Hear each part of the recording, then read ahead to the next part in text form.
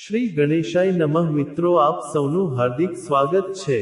અત્યારે પવિત્ર અધિક માસ એટલે કે શ્રી પુરુષોત્તમ માસ ચાલી રહ્યો છે, ત્યારે આપણે સાંભળી રહ્યા છીએ પુરુષોત્તમ માસના પરમ પવિત્ર મહાત્મયની કથા, વાર્તા અને સંકીર્તન। આજે પુરુષોત્તમ માસનો ચોથો દિવસ છે। આજે આપણે સાંભળીશું પુરુષોત્તમ માસ કથાનો અધ્યાય ચોથો એટલે કે મલમાસના સંતાપ અને કષ્ટોની કથા, અને તેની સાથે જ એક પરમ પવિત્ર ભક્ત એવી ભોળી મુગ્ધાની અદ્ભુત વાર્તા।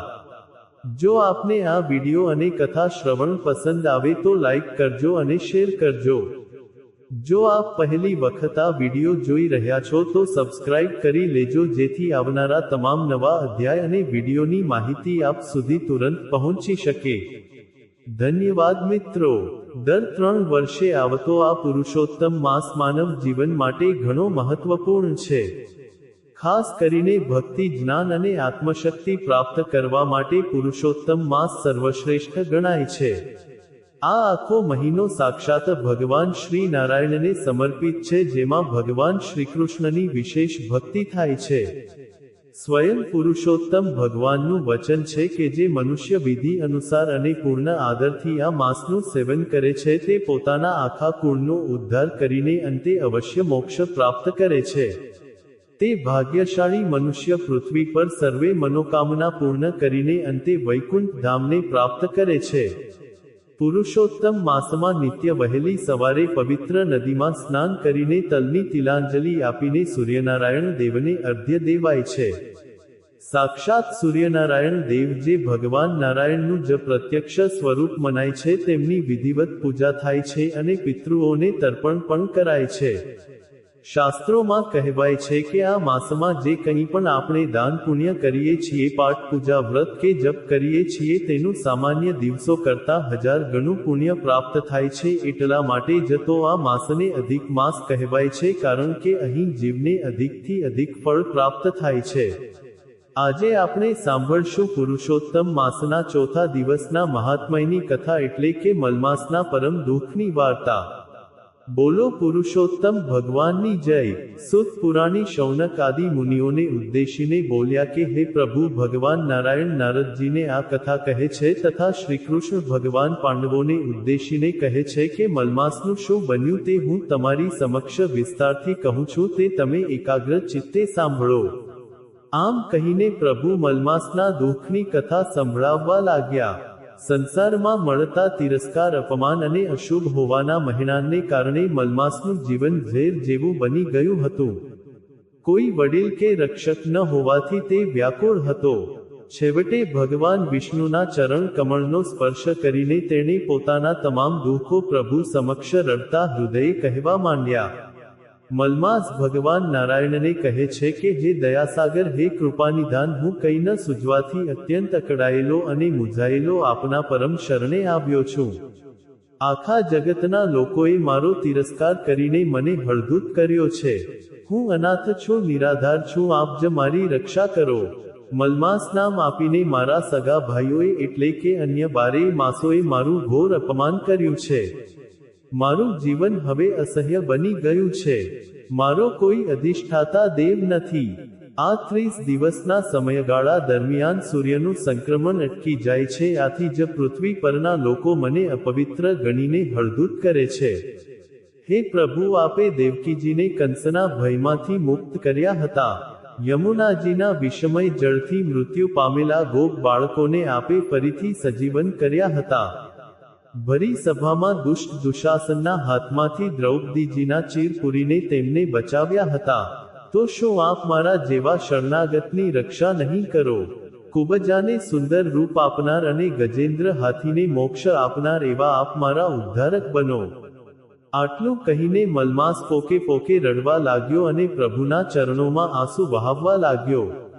એન વિષ્ણુ તેની આવી દીન અવસ્થા જોઈને પ્રત્યે દયા લાવીને મધુર વાણીમાં બોલ્યા કે હે વત્સ, દુઃખના સમયમાં હંમેશા ધીરજ ધારણ કરવી જોઈએ।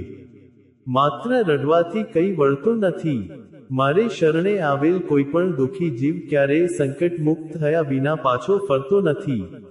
મારા ધામમાં અને મારા શરણમાં દુઃખ, શોક કે મૃત્યુનું નામ નિશાન જોવા નહીં મળે।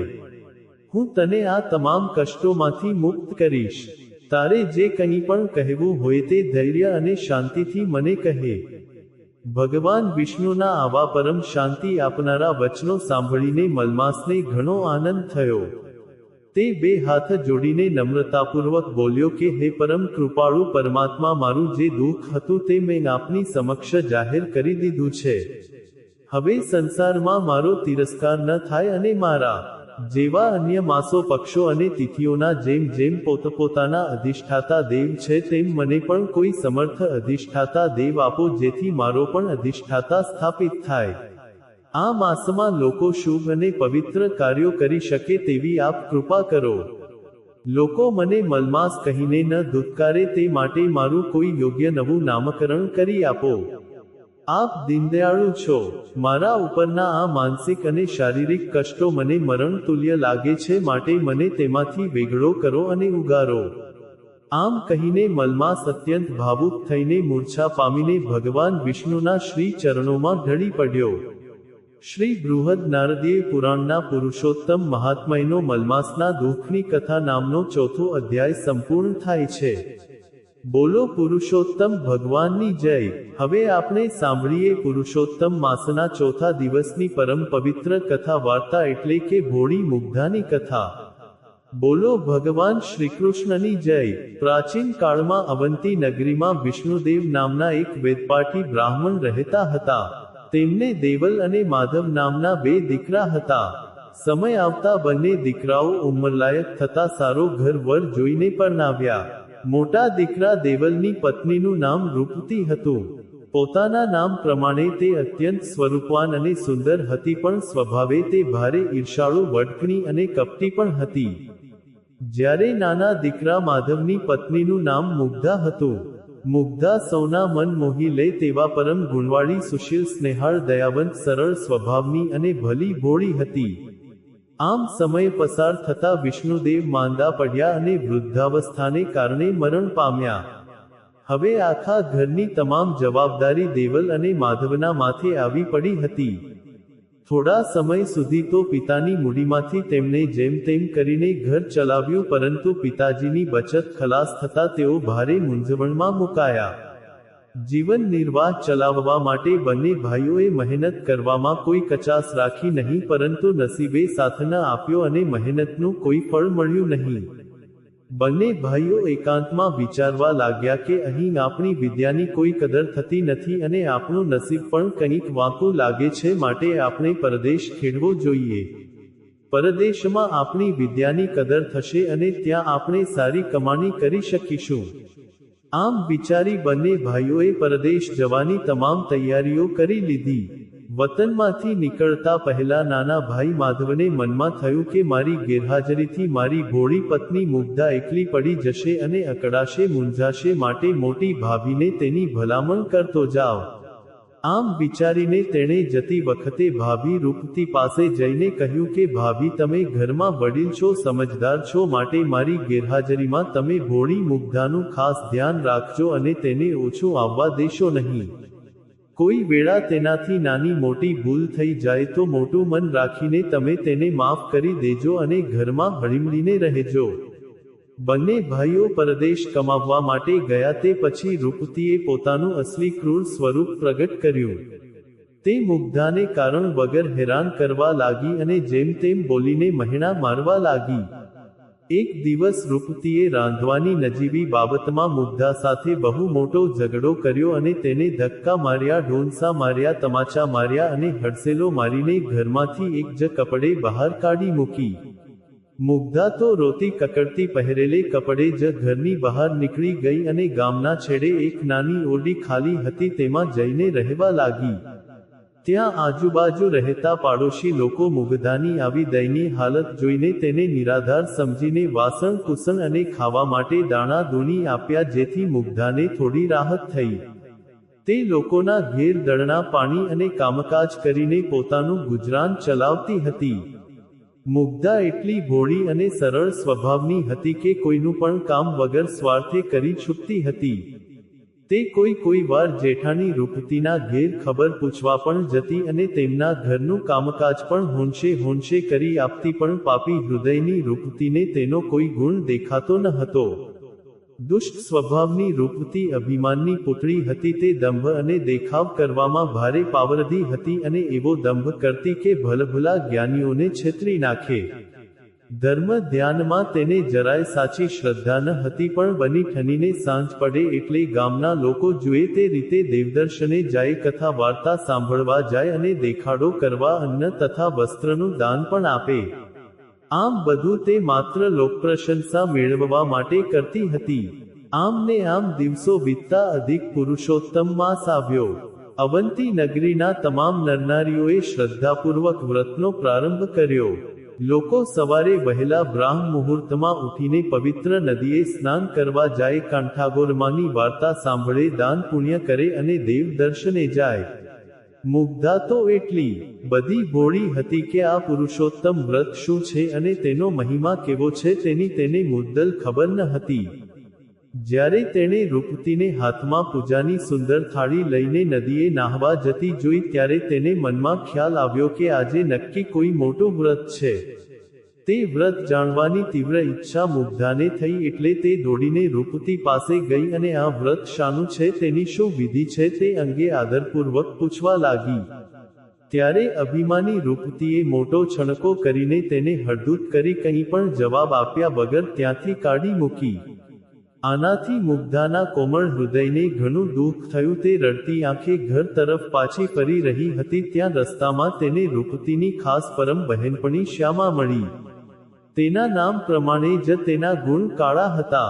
તેનું મુખ તો ભોળું દેખાતું હતું, પણ તે મનની ભારે મેલી અને કપટી હતી. કૂટ કપટ કરવામાં તે રૂપતીથી પણ 4 હાથ ચડે તેવી હતી. તે હંમેશા મીઠી મીઠી વાતો કરતી, પણ તેની વાતોમાં અંદર ઝેર ભર્યું હોય છે. મુગ્ધાને આવી રીતે દુઃખી અને નિરાશ જોઈને શ્યામાએ નાટક કરતા કહ્યું કે બહેન, આજે તું આટલી બધી ઉદાસ કેમ છે? તારે માથે વળી કયું મોટું દુઃખ આવી પડ્યું છે? મારાથી શક્ય હશે તો હું તારા દુઃખનું નિવારણ કરીશ અને તને પૂરી મદદ કરીશ. ભોળી મુગ્ધા શ્યામાના આવા મીઠા શબ્દોથી ભોળવાઈ ગઈ અને વિશ્વાસ રાખીને શ્યામાને પૂછ્યું કે બહેન, અત્યારે નગરમાં બધા નરનારીઓ કોઈ મોટું વ્રત કરી રહ્યા છે. મને પણ આ વ્રત કરવાની ભારે ઈચ્છા થાય છે, માટે મને આ વ્રત વિશે કંઈક જણાવો.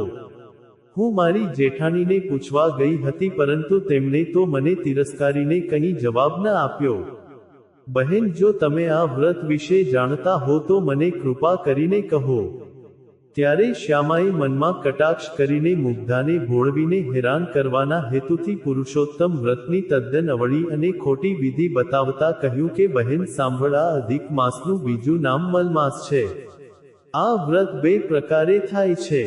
એક પ્રકાર તો આ બધા અજ્ઞાની લોકો કરે છે, તે છે જેમાં સવારે વહેલા ઉઠીને નદીએ સ્નાન કરવું, કાંઠાગોરમાનું પૂજન કરવું, કથા વાર્તા સાંભળવી, દાન દક્ષિણા કરવી, એકટાણું કરવું અને પુરુષોત્તમ ભગવાનની ભક્તિ કરવી. આ તો સામાન્ય પ્રકાર થયો. જ્યારે બીજો પ્રકાર તદ્દન ગુપ્ત છે અને ઘણા ઓછા લોકો આ રહસ્યમય વિધિ વિશે જાણે છે. હું આ ગુપ્ત પ્રકારની વિશેષ વિધિ તને કહું છું, જે તત્કાળ મહાફળ આપનાર છે અને તેનાથી તારું બધું જ દુઃખ ખૂબ જલ્દીથી દૂર થઈ જશે. ત્યારે મુગ્ધા હરખાઈને કહે છે કે બહેન, મને તમે તે ગુપ્ત વિધિવાળું જ વ્રત કહો, તે સવિસ્તાર જણાવો. મારે તે વ્રત જરૂર કરવું છે અને પ્રભુને પ્રસન્ન કરવા છે. શ્યામા મનમાં મુગ્ધાની મૂર્ખતા પર ઘણી હસી અને બોલી, તો સાંભળ મારી વહાલી બહેન, આ ગુપ્ત વ્રત કરવાનો સંકલ્પ કરીને રોજ સવારે ગામના ગંદા ખાબોચિયાના પાણીથી નાહવાનું હોય છે અને એ જ ગંધાતા પાણીથી પીપળાનું પૂજન કરવાનું હોય છે.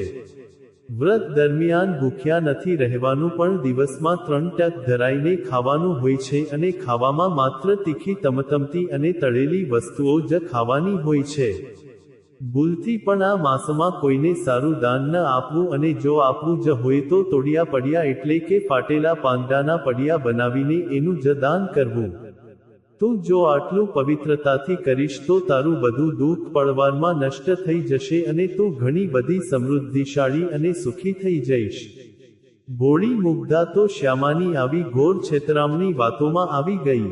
તેણે તો જે શ્યામા બોલી હતી તે શબ્દે શબ્દનું પાલન થાય તે રીતે બીજા જ દિવસથી વ્રતનો પ્રારંભ કર્યો.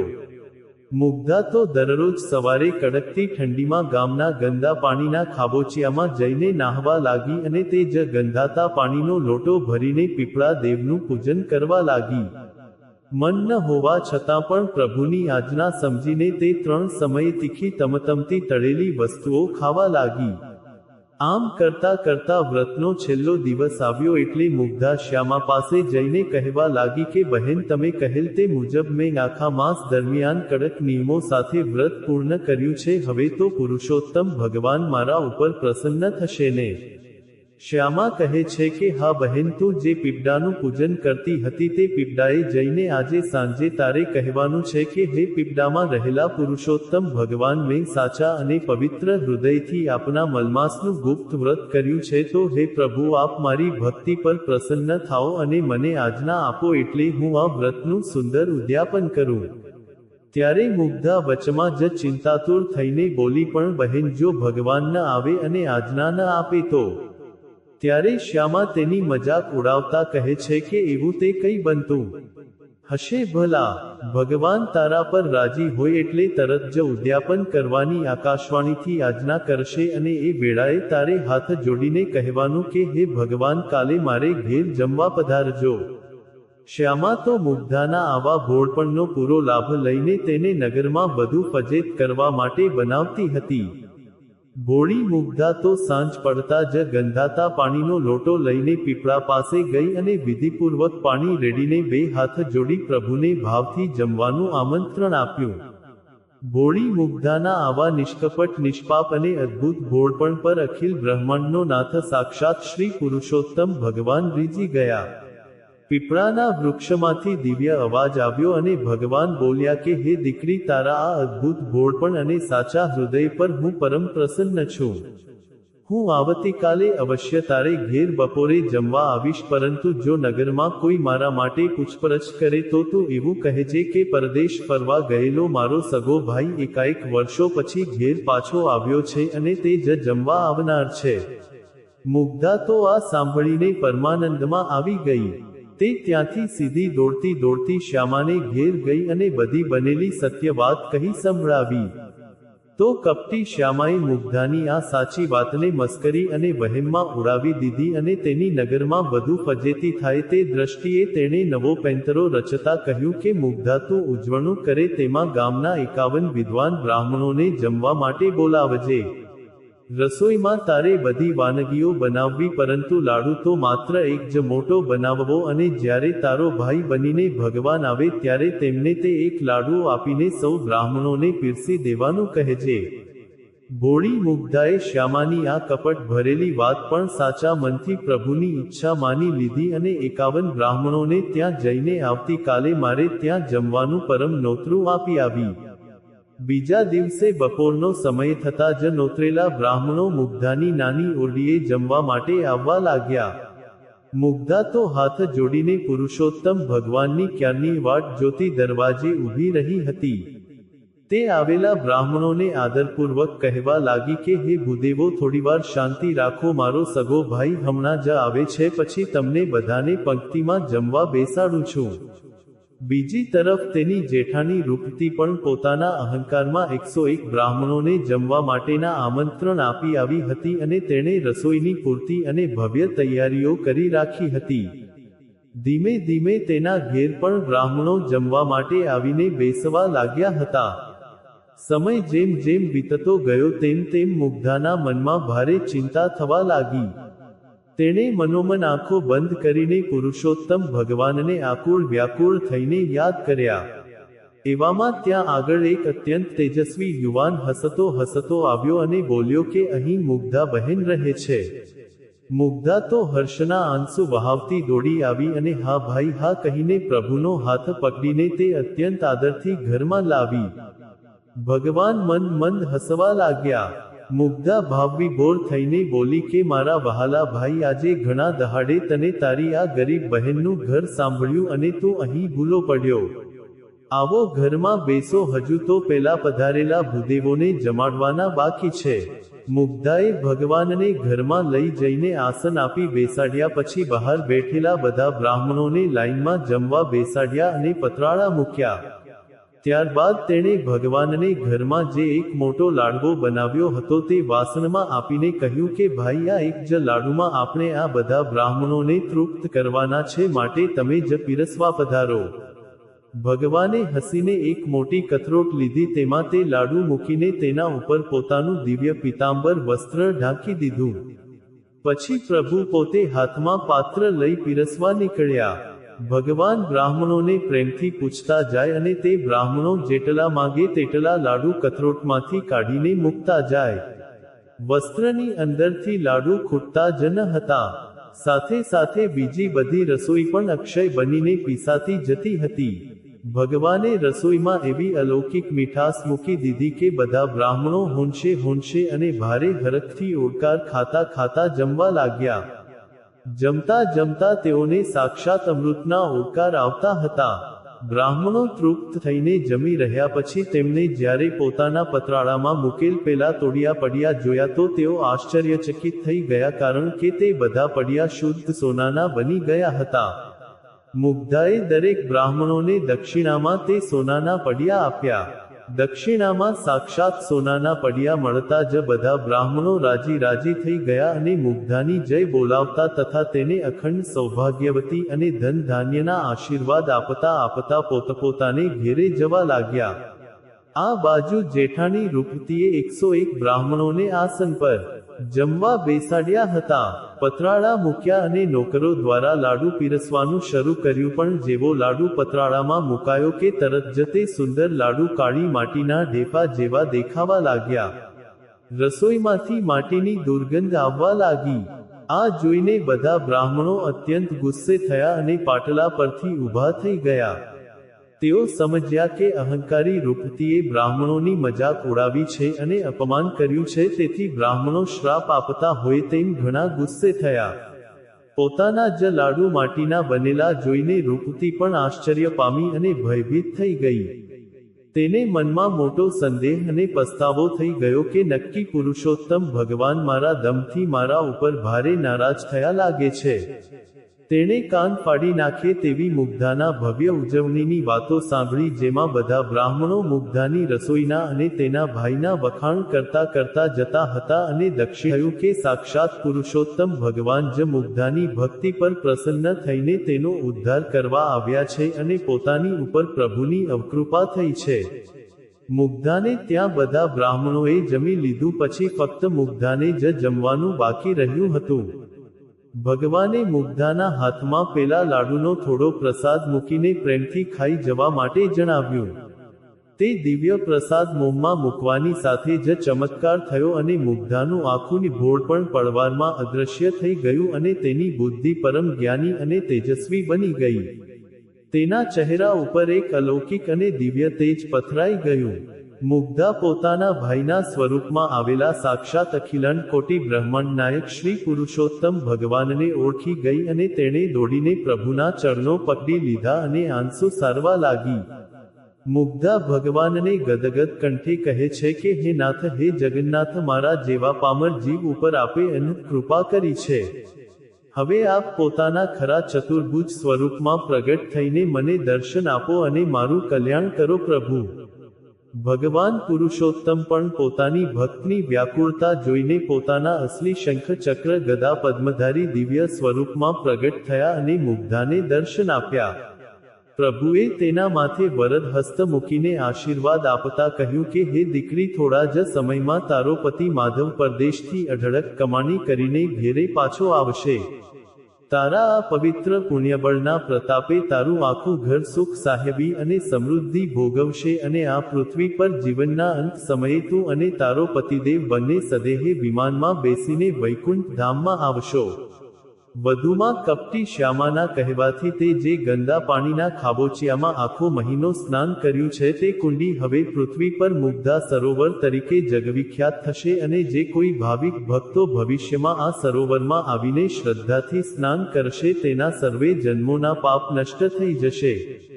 મુગ્ધા બે હાથ જોડીને આંખો બંધ કરીને પ્રભુના આવા કલ્યાણકારી વચનો સાંભળી રહી હતી ત્યાં તો એક મોટો પ્રકાશ થયો અને પ્રભુ અંતર્ધ્યાન થઈ ગયા. આ અદ્ભુત વાત આખા નગરમાં વાયુ વેગે પ્રસરી ગઈ. બધા લોકો મુગ્ધાને પરમ સતી અને પ્રભુની કૃપાપાત્ર સમજીને તેના દર્શન કરવા માટે તેની ઓરડીએ ઉમટવા લાગ્યા. જેઠાણી રૂપતીએ જ્યારે આ બધી ચમત્કારી વાત જાણી ત્યારે તેને પોતાના કરેલા પાપો પર ખૂબ જ પસ્તાવો થયો. તે દોડતી દોડતી મુગ્ધા પાસે ગઈ અને તેના પગમાં પડીને રડતા રડતા માફી માંગી. મુગ્ધાએ તેને પ્રેમથી બેઠી કરી અને રૂપતી તેને માનભેર પોતાના મુખ્ય ઘેર પાછી લઈ ગઈ. ત્યાર પછી દેરાણી અને જેઠાણી સંપીને પ્રેમથી એક જ ઘરમાં રહેવા લાગ્યા. થોડા દિવસ પછી તેમના પતિઓ પણ પરદેશથી અઢળક ધન અને કમાણી કરીને ઘેરે પાછા આવ્યા. આ બધું જ સુખ પુરુષોત્તમ વ્રતના પ્રતાપે અને ભક્તિના કારણે મળ્યું હોવાથી નગરીના તમામ લોકોએ સંકલ્પ કર્યો કે હવે પછી જ્યારે પણ વર્ષો પછી પુરુષોત્તમ માસ આવશે ત્યારે તેઓ શ્રદ્ધાપૂર્વક આ વ્રત કરશે. કથારૂઢી મુગ્ધાકની સાંભળશે જે નરનાર પાપો બળી જશે એના અને સફળ થશે અવતાર. હે ભગવાન પુરુષોત્તમ, જેવા તમે ભોળી મુગ્ધાને ફળ્યા અને તેનો ઉદ્ધાર કર્યો તેવા આ પવિત્ર કથા કહેનાર, સાંભળનાર, પૂજન કરનાર અને વિડીયો જોનાર સૌ ભક્તોને ફળજો અને સૌનું કલ્યાણ કરજો. બોલો પુરુષોત્તમ ભગવાનની જય. તો મિત્રો, આપણે સાંભળ્યું પુરુષોત્તમ માસના ચોથા દિવસના મહાત્મ્યની કથા તથા તેની પવિત્ર વાર્તા. મને પૂર્ણ આશા છે કે આપને આ વિડીયો જરૂર પસંદ આવ્યો હશે.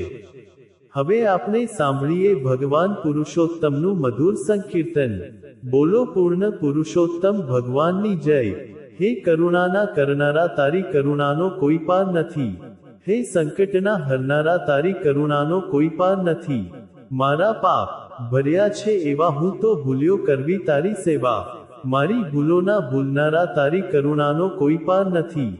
હે પરમ કૃપાલુ વહાલા, મેં તો પીધા જગતમાં વિષના પ્યાલા. એ વિષને અમૃત કરનારા, તારી કરુણાનો કોઈ પાર નથી. હું તો અંતરમાં થઈ રાજી નિત્ય ખેલ્યો હું અવળી પાજી.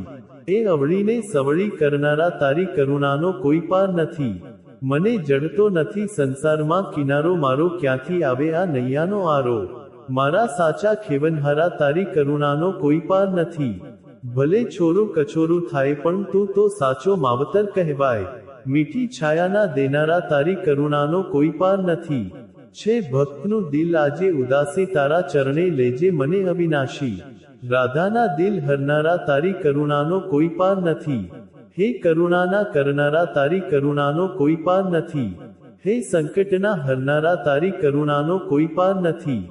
બોલો ભગવાન પુરુષોત્તમની જય. મિત્રો, મને શાંતિથી સાંભળવા માટે આપ સૌનો ખૂબ ખૂબ ધન્યવાદ.